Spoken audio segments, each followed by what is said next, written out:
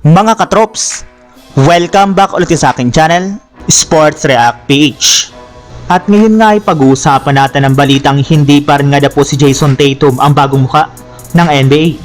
Pag-uusapan na rin nga natin dito sa ating panibagong video, ang balitang sinuwerte na naman nga na po ang Los Angeles Lakers sa standings ngayong araw ng Western Conference.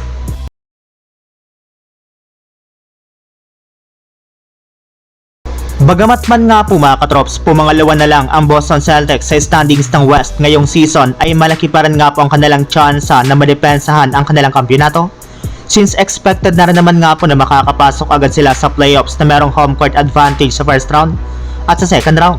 Kompleto at healthy para naman nga po kahit papano ang kanilang championship lineup, lalo na ang kanilang mga key player na nagdala nga po sa kanila dito ng titulo last season, kagaya na lang ni Jayson Tatum, Jaylen Brown, Jrue Holiday, Kristaps Porzingis at si Derek White.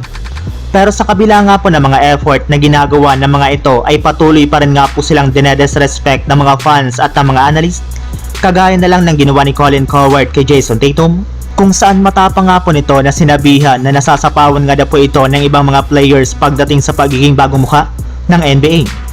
Ayon nga dito mga katrops, wala nga na po itong signature o karismang tinatawag, kagaya ng ibang mga legendary player katulad nila Magic Johnson, Michael Jordan at si LeBron James. Kaya posible nga po na masapawan pa si Jayson Tatum ng ibang mga players kagaya ni Luka Doncic at Anthony Edwards.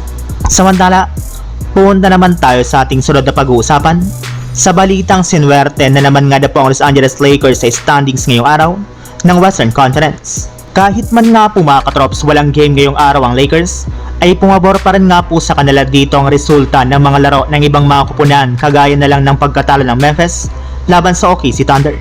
Dahil nga po dito ay umabot na nga po sa 1.5 games ang kalamangan ng Lakers sa ika-top 4 na Memphis. Kahit rin nga po nanalo ang Denver Nuggets sa game na to laban sa Kings, ay nanatili pa rin nga pong hawak ng Lakers ang ika-second seed sa West, since meron nga po silang record na 39 wins at 21 losses kumpara sa 40 wins at 22 losses naman ng Denver Nuggets.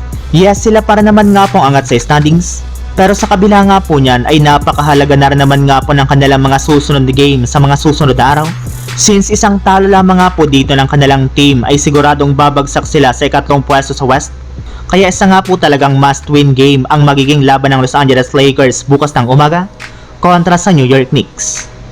So yun lang mga katrops, ang handog kong story ngayong araw. Sana nag-enjoy kayo, please like and subscribe my YouTube channel, Sports React PH, para sa iba pang story at update patungkol sa NBA. Kita-kits muli sa ating susunod na video.